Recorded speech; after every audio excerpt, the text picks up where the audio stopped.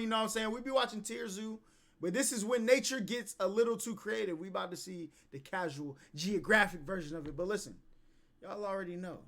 We the littest squad on the YouTube platform. Make sure y'all like, comment, subscribe. Let's see what my man's got here. It's not that bad, I can explain. Typophobia? That is a baby estrelid finch, and yeah, that's what they're supposed to look like. This is what they look like all grown up. Those markings help the parents decide. Hold up, what?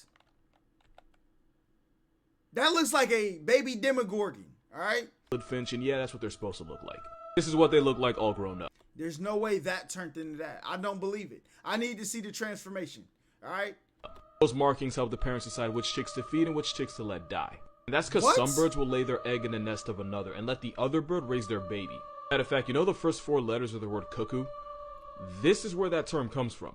So those specific markings help the mother avoid feeding a chick that isn't actually hers. And oftentimes, it's a chick with the brightest markings that gets the most food and attention from the parents. It's not racism, but it's an area code. Once the chicks become old enough to feed themselves, the birthmarks start to fade away. The only problem is some brood parasite chicks have evolved to have similar markings to the others, which tricks the parents into feeding them as well, which usually screws the other demigorgons in the nest in the process. Cause sometimes evolution means you just get cuckooed, but you know, with the O silent. Moral of this video, work smarter, not harder. Here's a quick vision test. You have 3 seconds to find it starting now. I see 3 snakes, right? Alright, time's up. If you counted 3 snakes, you're wrong because... Jesus Christ. Dang, my man talking straight to my soul. Because those aren't snakes, that's actually a moth. Specifically, it's an Atlas moth. And at almost 10 inches long, they're one of the largest ones out there. They're one of those animals nature told to f*** off because in their adult form, they can't eat because they don't have a mouth. Once they're fresh out the cocoon, they only live off whatever fat they already stored. That's gotta be a miserable life, bro. Like, literally, before you go into a cocoon and blossom into you know what I'm saying, the big moth that you are, you gotta eat as much as possible. They come out of hibernation with a timer on, boy. That's crazy. Their only purpose in life is to make more of themselves and nothing more. Which is why nature's Xerox will just sit in one spot and wait for a male to come along and do his part just so the female can lay her eggs and die. The thing looks like These snakes, moths though, have for at real. best 2 weeks before their expiration date, and since flying around and wasting energy only speed runs them through life, they just find a nice spot and sit there and move as little as possible. That's crazy. So to protect themselves and eventually the eggs they lay, they use their wings to cosplay as snakes to scare off anything that could be a threat. By the time their life trial ends, their eggs are ready to hatch and continue the generational jihad that is their existence. If God has favorites, this moth ain't one of them. Don't scroll, I can explain. It's not what it looks like, but it might be worse. It's actually a marine bristleworm called a Polychaete. This deep sea worm was pulled from the bottom of the ocean by a fisherman who swore this demonic garden hose was smiling. The worm then proceeded to turn its face inside out. And that's because what looks like its head is actually a retractable pharynx. By the way, that's where yours is. What? These worms will regurgitate their own pharynx and then push them out their mouths to grab food and then suck it and whatever it caught right back in. Also, bristleworms are scavengers, meaning they eat all the things you would normally flush down a toilet. Now this is the part where I tell you they're not as bad as they look and they're completely harmless to humans. Are they? They're not? Yes? Maybe? They bite when they feel threatened. No, you're not gonna tell us that? Man. And then the bristles can penetrate your skin like cactus spines. Since the spines can be difficult to remove by hand, it can lead to an infection if you don't get them out. Also, they can grow to 2-3 feet long and sometimes more. All that while looking like an uncircumcised paralysis demon. Have you ever heard of the Headless Chicken monster? Because if you haven't, I can guarantee it's not what you think. This is a Nipneastes, and it's actually... Say that again, my boy. Because if you haven't, I can guarantee it's not what you think. This is a Nipneastes, and it's actually a type of deep-sea cucumber. And when I say deep, I mean you'd have to dive up to 16,000 feet just to see this aquatic prolapsed anus in its nest. It's like 3 But miles. if you ever dive that deep, the V would become silent because the water pressure would evict your lungs out of your mouth and turn your skeleton into paper mache.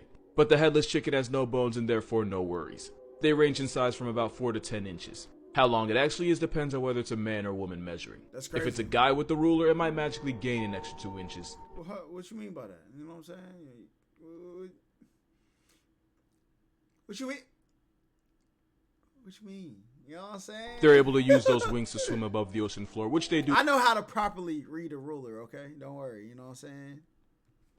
No need to act now. To avoid predators. Also, a lot of them are bioluminescent and they'll light up if you touch them. If you harass them too many times, their entire body lights up. And the reason is, even though it exposes itself to the entire ocean, it also reveals the position of the predator attacking it to a possibly bigger predator. Basically, if it goes down, it's taking you with it. which is pretty creative considering most cucumbers just eat their organs out their anus and use the emotional damage as a security blanket. The more you know. I do not care. The blobfish is ugly. That looks in ugly. any form. So let me see if I got this right. You and me, we do a collab together. We make a nice little video, you know, for the people. And then you turn around and slander my child? That's your child? This thing looks like an anxiety attack. Looks like ADHD on DMT. It's an identity crisis. It look like one of them like what is it, muskrat? I don't know. Like one, it look like bro. It's come to life. That is the look of an animal tragically unaware of its purpose. A little bit of cocaine. Can someone please explain to me how a fish that lives underwater still manages to find a way to have chapped lips? And for an animal with no hair follicles, why do I? Y'all licked y'all's lips, didn't y'all? Every time somebody says chapped lips, you licked your lips. Don't worry, you licked your lips again. You probably did. All right, it's human nature. I still get the feeling he has a receding hairline. Should have receded back into Satan's wet dream where it came Skull from. was good. It looks like the after picture in an anti-drug commercial. Also, it's a fish without scales. That's how I know it's a rough draft come to life. It looks like what happens when the post and draft buttons are way too close to each other. The telescope fish can swallow animals bigger than itself thanks to its stomach, but I still can't stomach the fact that this is an actual living entity. I'm only roasting this fish because it lives nearly 10,000 feet like 30 Statues of Liberty underwater in the armpit of the ocean. Me flaming it's the only warmth this LSD guppy's ever gonna get. Also, the way they reproduce is by non-guarding pelagic spawning, meaning they just spunk it up in the ocean and hope it hits the right thing, like a degenerate. Also, blobfish only look like that when you kidnap them from their home. This thing looks like Nemo's paralysis demon 24/7. I didn't want to do any of this, but you clearly did. This animal's proof that nice Look at that grill. Look at the tongue. guys don't always finish last. This is a Gelato Baboon. It's the world's most intimidating vegan, and they can roll in groups of up to 600. Woo-hoo! Yo, what kind of gang wars are these things on, bruh? That is a Gelato Baboons. And usually it's the biggest, meanest monkey that earns the right to mate with all the females in the area. But researchers found that oftentimes females will slip away and hook up with the less aggressive, lower-ranking beta males. Now, if they get caught, it gets ugly for everyone involved. That's crazy. So to avoid getting found out, the gelatos will suppress the mating noises they usually make to avoid drawing attention to themselves. Since these gelatos will typically make these loud cries in the act, you know it's the quiet couples that be doing something they ain't supposed to be doing. I don't think that just applies to monkeys, but that's besides the point. The beta male will only fix the female's plumbing when he's at least 70 feet away from the dominant male. Researchers also found that cheating couples... That's crazy. The fact that they met, like, they could make... That's wild, bruh. Look, I guess cheating is a way of life. You know what I'm saying? Because the things I be seeing in these Atlanta streets is crazy. All right, you know what I'm saying? I'm not going to lie. But it even happened in boy. Couples that were caught and confronted ended up doing it again but being more secretive about it. And it turns out females are starting to lose interest in the hyper-aggressive alpha macho males and paying more attention to the nicer, respectful beta males. Again, we could easily not be talking about monkeys here. And apparently these nicer males will do things like groom her and even babysit the children of other monkeys just to earn her approval. Moral of this video, can't call it simping if it works. Yo, this panda finessed everybody by pretending to be pregnant, and here's how. Pandas are horrendously bad at being themselves. So when a panda gets pregnant, the zoo will do everything in its power to make sure the little panda fetus lives long enough to actually be born. Okay. So when a panda at the Chengdu research base is expecting, she gets her own air-conditioned room, 24/7 care, and extra fruits, bamboo, and buns. And when a 6-year-old female was expected to add another panda to the population, they did a live broadcast just so people could watch. Because I guess some people are into that. Except it never happened. But she was never pregnant. Even though for 2 months she had all the signs of being pregnant, including eating more and moving around less. Some experts believe these barcode bears will purposely continue these pregnancy behaviors if they notice it gets some special attention. Chronicles facts. And with her quality of life improving, she wasn't about to give that up. In her defense, there is a reason for this. Pandas have one of the shortest windows to get pregnant. I think it's something like 72 hours out of the whole year.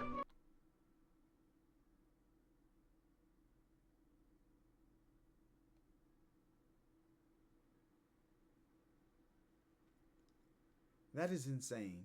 That is actually crazy. Like out of 365 days, pandas only have one long weekend to get it done. Since pandas have such a small opportunity to have kids, they'll prepare for a baby just in case. Which doesn't really cost them much because again, preparing just means eating more and doing less. So what people think happened is that hormones made the she panda instinctively get ready for a baby that wasn't. What? But when she realized the world was better to her when she did, she just kept it up. I can't say I blame her, I've seen people lie worse to get less. This is why you don't fly drones in Australia. You about to get eaten by a bird, bruh. Yup. One of the biggest threats to an Australian way of life is the Wedgetailed Eagle. They're the largest birds of prey down under and can have... Nah, that's too big, bruh. Where's this location? Biggest threats to an Australian way of... Australia, what y'all got going on, bruh? Ain't no way I'm dealing with Australian animals and insects. Now look, Africa, they got the most dominant server on the planet, okay? They got max XP. But Australia, y'all got some of them ones who like turn they shooting all the way up. They specialize in certain badges, all right? And that's the most scary. The overalls in Africa a little bit higher. But you know what I'm saying? Australia, y'all, I'm straight. Of life is the Wedgetailed Eagle. They're the largest birds of prey down under and can have a wingspan of 7.5 feet, which makes this bird a Yao Ming long. One of these steroid tweeties allegedly had a wingspan of over 9 feet, and I'm only saying allegedly picking up a for baby my own lion? mental health. They're insanely territorial and will attack virtually anything with a pulse. That includes this man's $80,000 drone that got falcon punched out of the sky. That's an NYU tuition's worth of drone that got put in a pack. Facts. These birds have been known to run fades with sheep, kangaroos, dingoes, 18-wheelers, children. If there wasn't a picture, nobody'd ever believe it. And if you ever go paragliding in Australia, just know you're playing Russian roulette with a shack-sized Jurassic. Why would I do that, bro? I'm not, no. Reject. Moral of this video, Australia is just Satan's jungle gym. If I gave you 100 guesses, you still probably wouldn't guess the animal that cost this man his leg. So the story goes, in 2014, a wild animal was terrorizing a local village and charging at anyone that got too close. While trying to capture it, officials chased the panicking animal onto the property of this man, Juan Chi. The animal immediately attacked him, brutally mauling him, and at one point crushed his right leg in its jaw. He looked kind of like dude from Squid Game, I ain't gonna lie. Juan described the mauling as easily the most painful thing he had ever experienced in his life. Villagers were able to get the beast off him, and the man was rushed to the hospital where he underwent 7 hours of surgery to save his leg, which looked like it was hanging on by a thread. Even after 8 surgeries and months in the hospital, Juan was told that there was a chance his leg would still have to be amputated. All that because he picked the wrong day to be near a panda. Yeah, a panda did this. Side note, I feel like y'all forget that panda bears are still very much bears. But what you might not know is because pandas spend 10 to 16 hours of their lives eating bamboo every single day, they have some of the strongest jaws of any mammal. For reference, it's the same reason gorillas technically have a stronger bite than grizzlies. And it's why a motivated panda can make your arms see-through. And because bears usually go for the lower body, panda fades this show people, bruh. This show people. have resulted in torn ligaments, broken ankles, broken legs, and even ruptured tendons. Moral of this video, never trust an animal with the color scheme of a barcode, they're usually on demon timing. Friendly reminder that no matter how bad life gets, you will never be this snail. This is Jeremy. Jeremy was a garden snail with a mutation that made his shell coil to the left instead of the right. And because his organs were also in the wrong direction, he couldn't mate with other snails. And scientists spent years, like actual years, trying to find another lefty snail so Jeremy wouldn't have to die alone. There was even a viral hashtag lefty snail to help find Jeremy another. Eventually they found 2 possible options, one from England, one from Spain, all with the same 1 in a million lefty mutation. But then the 2 snails ignored Jeremy and started mating with each other instead. And people, I mean, at least they're both lefties and they're gonna keep producing lefties, because you know what I'm saying. All I'm saying is lefties are superior. Yeah.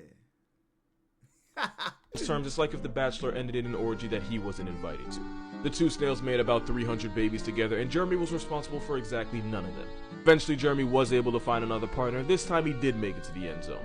Then he died, and none of his 56 alleged children had his mutation. I say alleged because it turns out his partner actually made it with snails before him, so we have no way of knowing how many of the children were actually his. Rest in peace, Jeremy, because God knows he ain't She's for the streets, alright, Jeremy?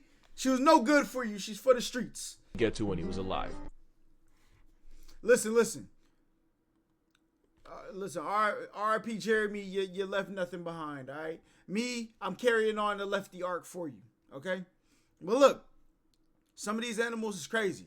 I think one of the crazy ones is them type of monkey thingies, right? That roll in packs of 600. I'm gonna leave those alone. All right, I want no smoke with those. But listen, y'all never forget we are the HollaSquad on the YouTube platform. And until the next time we see y'all, make sure you like, comment, subscribe. Whew. Peace. I know the deal. Who am I to think that you jokers will keep it real? When your whole career is built upon what you steal. I got my ear to the ground, I hear the rumblings. Your empire crumbling. You got a bag and fumbled it. The outcast outlast.